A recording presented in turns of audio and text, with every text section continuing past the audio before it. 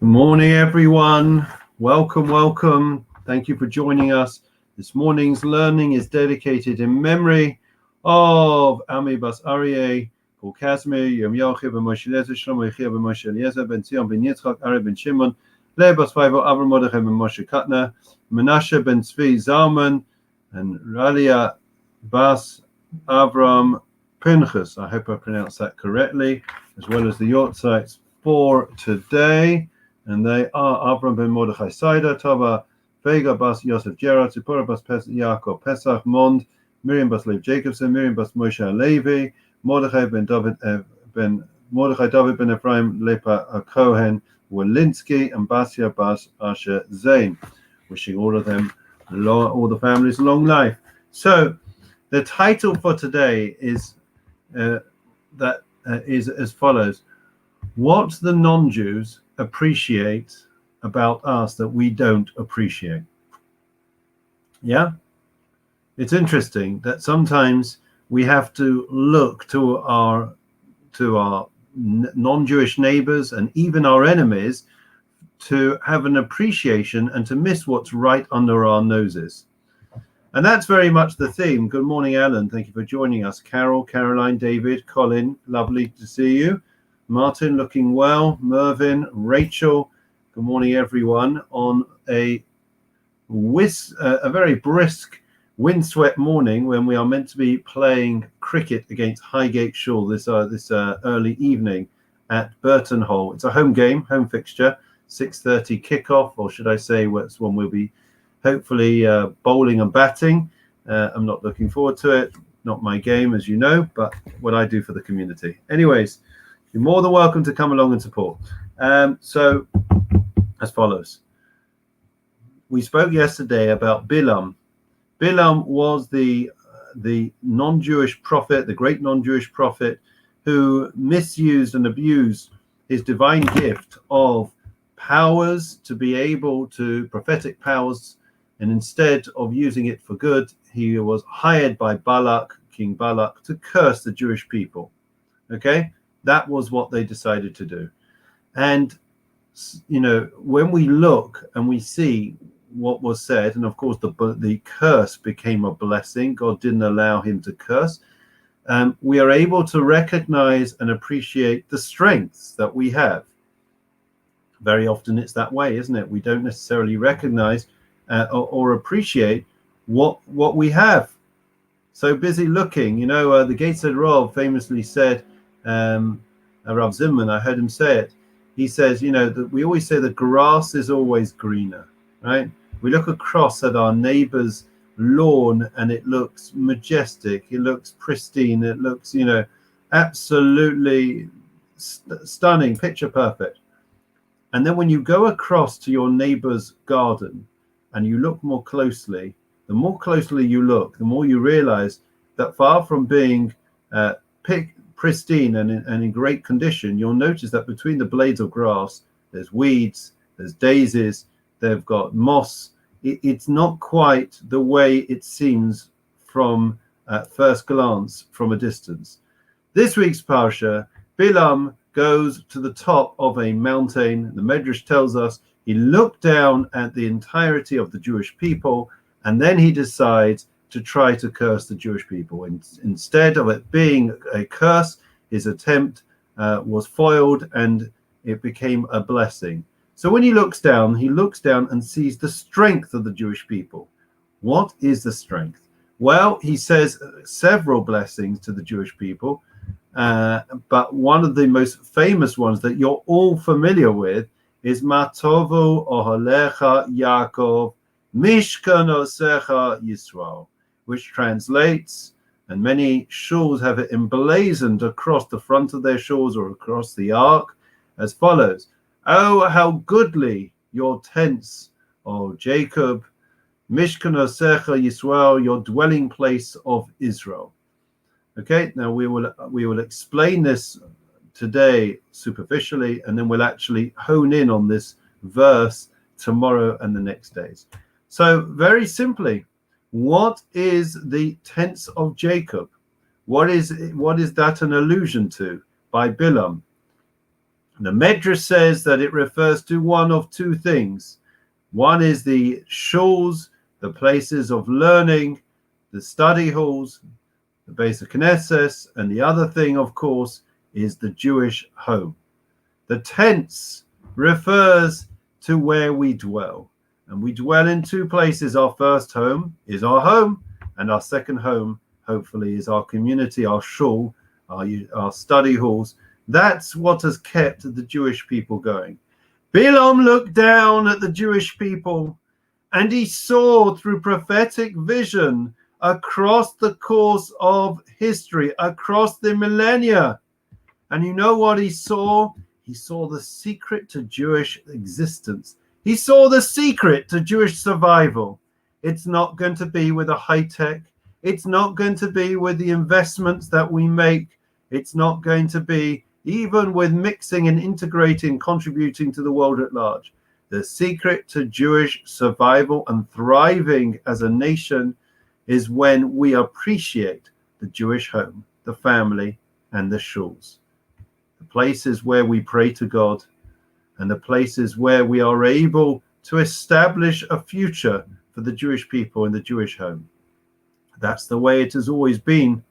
And of course, I think lockdown gave us a fresh appreciation of home life. And if we were part of a bubble, then our extended home life. But the Jewish home is really where it all happens. Think about it. Most of our lives are led in the Jewish home. It's at home that we celebrate Yom Tov and Shabbat. It's at home that we are able to go through the life cycles, life journeys, right? We have Simchas, we celebrate as a home. It comes to Pesach, Shavuot, Sukkot, Shabbat, Hanukkah, Purim, and then even during the week, Pidyon Haben, Brit Milah, right? Bar Mitzvah celebrations, everything has always been celebrated in the Jewish home. And we have that mezuzah, which is on the door, like a sentry that stands there on guard, protecting us and reminding us of the way we are to behave, the way that we are meant to be Jewish, both when we come in and when we go out. And therefore, Bilam was sending a very, very important message and blessing. And it is a blessing. And the blessing is quite simple, that we should renew our commitment and have a fresh appreciation for who we are and what we are. And what does it mean to have a Jewish home? Sadly, very often I go to Jewish homes and only the mezuzah is the only thing that really notably resembles a Jewish home. And very often even that mezuzah has been painted over with white paint. You can't even notice, besides a certain protrusion, that there is any sign of a Jewish home. And that's so sad because an authentic Jewish home, there are signs, there are reminders of it being a Jewish home at every twist and turn. The books and Siddurim and Chamoshim that we have on the shelves, the photos that celebrate Jewish occasions and Jewish events and simchas as a family. You open the fridge and there's kosher food. You open the pantry, the cupboards, and there's kosher food, right? Everywhere that you go is a Jewish home. You go out into the courtyard, the garden, the patio, and you notice where the sukkah stands every year. Everywhere you turn, you see signs of being Jewish. The menorah that's on the sideboard, and so on and so forth. Jewish life starts in the home.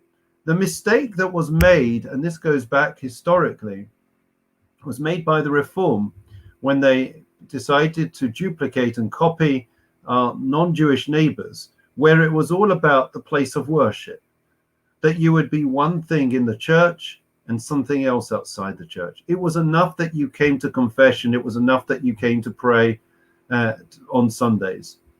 And Judaism is quite the opposite.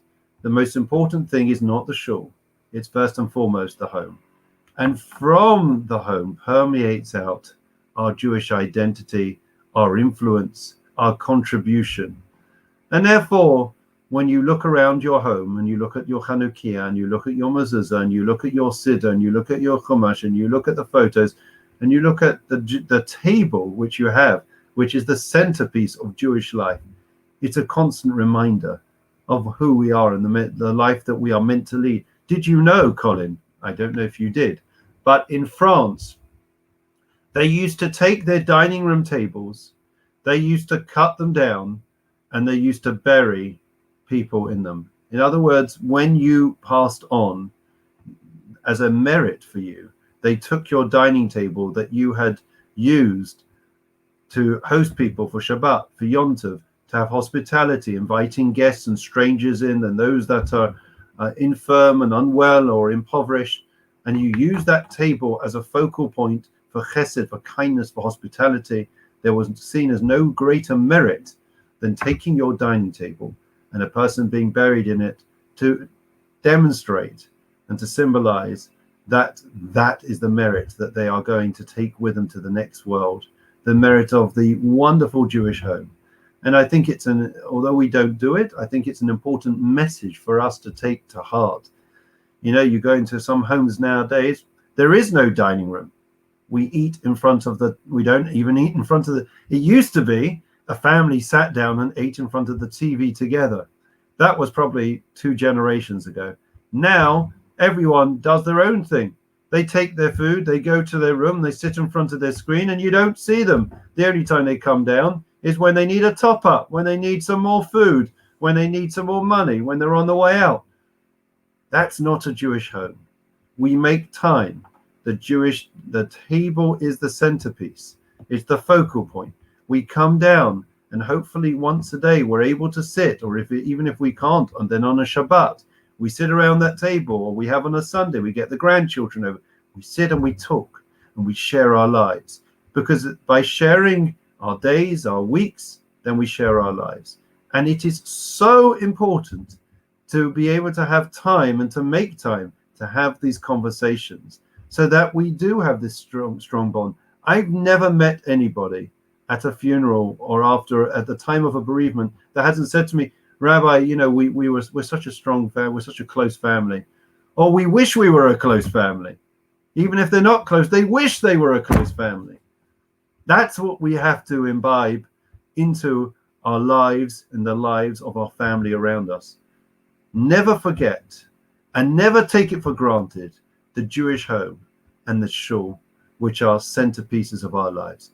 Bilam Harosha, the wicked Bilam, who will try to curse the Jewish people, knew the secret of the Jewish existence. He knew the secret to Jewish continuity. Let us not forget it. We continue now with Psalm 23. The Lord is my shepherd, I shall not want. He causes me to lie down in green pastures. He leads me beside still waters. He restores my soul. He leads me in the paths of righteousness for his name's sake. Even as I walk in the valley of the shadow of death, I will fear no evil, for you are with me. Your rod and your staff, they comfort me. You set a table before me in the presence of my adversaries. You anointed my head with oil. My cup overflows. May only goodness and kindness pursue me all the days of my life, and I will dwell in the house of the Lord forevermore. Memorial prayer. Don Alamim Zacho Es Nishmois Ralia Bas Abram Pinchas Menashe Ben Zvi Zalman Abram Ben Mordechai Moshe Katna Leah Bas Bible Areba Shimon Ben Shion Ben Yitzchak Shlomo Yechia Ben Moshe Eliezer Shlomo Yirmiyahu Yechia Ben Moshe Eliezer Paul Kasme Ami Bas Aryeh, as well as the outside Abram Ben Mordechai Saida Tava Vega Bas Yosef Gerard Bara Bas Yaakov Pesach Mon Miriam Bas Lev Jacobson Miriam Bas Moshe Levi Mordechai David Ben Ephraim Lepa Cohen Walensky Basia Bas Asher Zain Shalchol Yolamam Bergan Eden Teimenocha Sam Lachin Valarachamim Yasrim Beseisa Kanapavli Alamim Vat Yitzra Bisesro Zachain Nishmasam Vayenocha Mishkwasam Veshalom Venamar Amen. Refu Shlema prayer Visha Barachav Sin Ramis of Yaakov Moshe Aaron David Shlomo Yivarach Rapes Achailim Bavu Shanim Mispalim Bavu Ram This Chazar Kadosh Baruch Hu Malirachim Aleihem Lach Malafotzam Bishlach Lem Fushlim Shmaim Lachalven Basosh Shacha Yisrael Rafuas HaNefesh V'Zagov Hashtabak Zman Kriv and Amar Amen. We wish everyone well. Keep safe, keep well. Look after yourselves, and please God, The countdown is on. The last few weeks until, please God, the pandemic restrictions will be over and we can all come back and be together, celebrate together, share with each other. We can't wait. In the meantime, come on Woodside Park. Let's beat Highgate at cricket in the rematch. Take